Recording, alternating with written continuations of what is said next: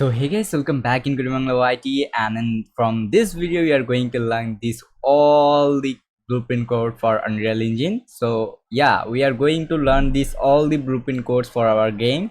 Okay, one by one we will be learn all this blueprint code. I will be make this up like a playlist, so you can check the playlist link in the description link below. Okay, so you can buy this thing, you can understand all the blueprint, how you can use this, at which case we need to use this blueprint code, and yeah, what will be we are basically going to learn the blueprint codes, because lots of you comment me that bro, we already learn Unreal Engine with your videos. I know Unreal Engine, now I need to learn only blueprint codes, so just learn us. Okay, so these all the blueprint codes for the beginners, and this is the basics also. It's this all the codes used for to make a third person or any kind of like first person game and other type of game. Okay, you can use this all the codes. Okay, there's all the block codes are very important.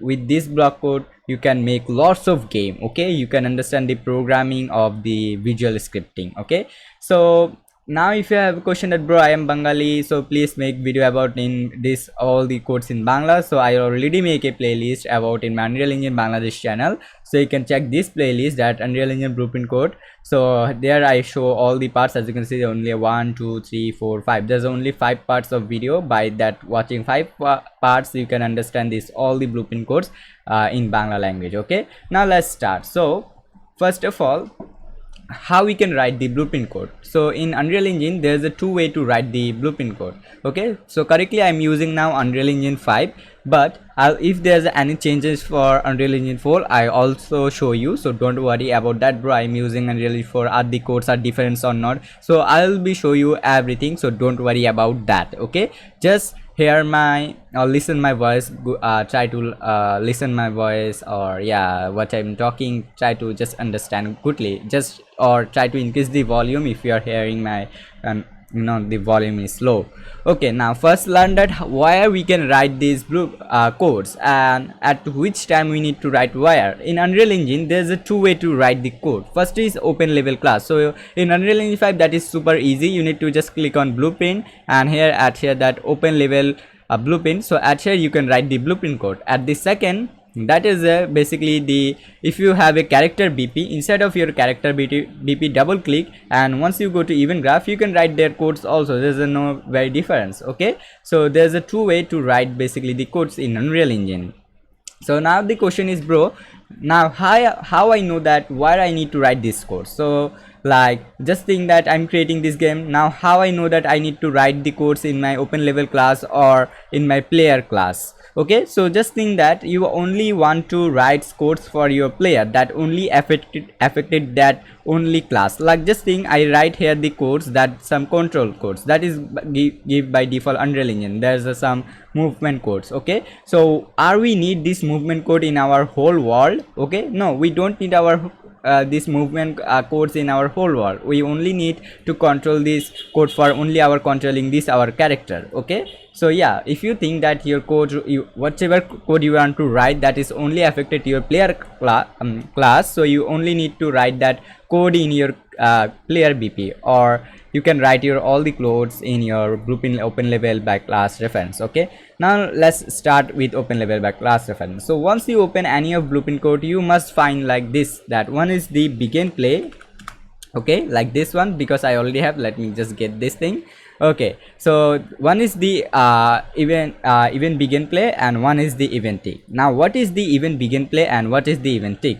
Basically the event begin play is a, you can tell a start key. Okay, like a car, just start, your key is this begin play. Okay, for starting any of code you must need to use a action, that is basically your the begin play or your event tick.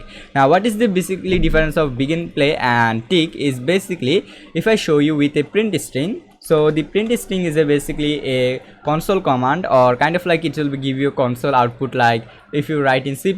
So also you find like this, that a hello world, this is what the programmer always learn you first when you are going to learn that code or C++, so they always learn you that how you can print a hello world by with C++ or something like that. Okay, now just think that I'm connected with this thing with print string. So what will be do, it will be only print the hello world in my this on my left side, that only one time. If I click now play, as you can see, it's pasting the hello world. Okay, nice. Now if I want that it will be do loop type, it will be continuously doing the same thing, it will always give me the update. So I can now contact with my event tick with this thing. So now every after 1 milliseconds it will be giving me the same thing. Okay, like as you can see, there's a now loop type working.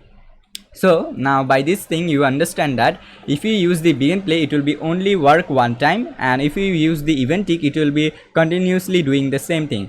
Also you can get the delta seconds, so you can understand that how much faster or you know what is the basically the event tick speed by this thing getting the delta seconds. Okay, we also already, as you can see, we already learned 3 codes. So also in the print string there's a code available. If you click on this advanced option, you find that are you want to print this message in your screen, or you want to print this like a log, and also if you want to, if you can change the color. Okay, like if you want to, you can change the color, and also you can change the duration if you want. So like if I change already, as you can see, the colors has been changed, so you can get different types of color for your different types of output if you want. Okay, so as you can see, we already learned 3 codes. Very nice. So for getting a note, we'll be do like this. Okay, let's get this all the codes right side, because we already at here. Okay, the second code is will be learned, that is basically very simple, that is sequence do and okay. So what is basically the sequence? So if you search that seq, so you find the sequence block. The second is do once. Okay, now first learn what is the basically the sequence. The basically sequence, let me first of all get this thing, because we must need that for executing our code. Okay, so basically the sequence mean that by getting just think that you have to print string. Okay, now at here what you need to do, you want to get this whole you want to run these two you know the tags in the same time. How you can do? You can do like this, but think that some cases there's a this pin is not available, this executed pin is not available. So how you can print, you know, two message in the same time? So for do that, you can use the sequence. Basically the sequence like a hand, that you are only, he will be get only with one inputs, but he'll be get multiple outputs. Kind of like if you click on the add pin, you can do some more work. Like I want to now paste this hello world, and I also want that I want to paste that hello too. Okay, and let's change the color to something like green. Okay, now if I connect it with the sequence once and the sequence 2, and then that is even begin play, I'm connected with this thing. Now compile and save. Make sure that before running any code, you must need to compile and save. Okay, now if I click on play, as you can see, it will be giving me the 2 outputs at the same time. Okay, without any problem. Okay, so as you can see, that is very easy to use the sequence. Also by sequence block, you can use for multiple cases. Kind of like you want to get you want to verify something to you know, 2 objects, so you can use the basically the sequence block also. Okay, nice. Now what's we can do with do once block? Basically the do once block kind of like it will be do one time. Okay, what kind of a one time? Just think that you are using the event tick, and now okay, that event tick, and now you want to verify a variable with a event tick that you are only want to see this hello world only one time. So you can use the do once block. Okay, now if I click on complete, connected with complete, and I get a this from, so as you can see, this one will be always updated, but this one is only paste one time because we have the do once. So if I click on now compile and save, now if I click on play, as you can see, the green one only the red one come one time, and the green one is coming all time. Okay, so now think that you want to reset this thing. How can do? So by resetting this thing, you can do like you can get a from like this ones. Okay, like you can add pin in like this, or even you can get a K keyboard. The K keyboard is like K keyboard, like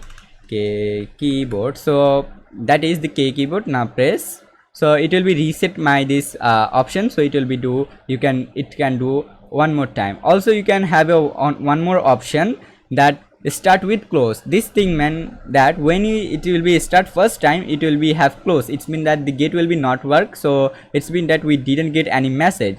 So if I just untick this thing, it's mean the boolean is false, so then it will be do first time, okay, and second time it become close. So for resetting this thing, by reset we can do this thing, or you can, it's kind of like a gate or a key, okay, like your locker key, kind of like that. Okay, nice. So also, as you can see, we learned one more code, that decay keyboard. Decay keyboard basically getting a data from, like you want to, sometime you need the inputs for, like you want to movement your character, so you also need your keyboard information, that I am pressing now the W keyboard, S keyboard, R keyboard, K keyboard or not. So for verifying that thing, what you need to do, basically search which key you want to verify. Like I want to verify the keyboard, as you can see, just I need that thing, that's why. So now let's search that K, then we search that keyboard, and here as you can see, we found all the key A, B, C, D, E, F, G, H, and all the buttons what we have, we found all the at here, that decay keyboard.